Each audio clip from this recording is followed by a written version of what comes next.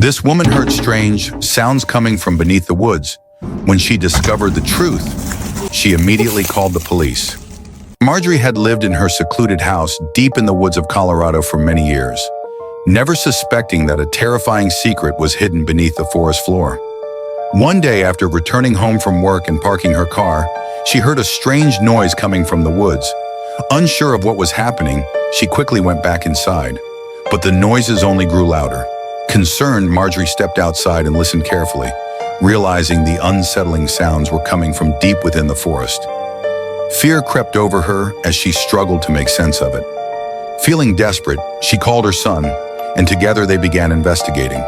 That's when they stumbled upon a hidden door, an old hatch buried under the forest floor.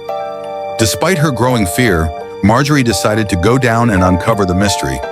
But when she finally saw what was lurking beneath the woods, she immediately called the police.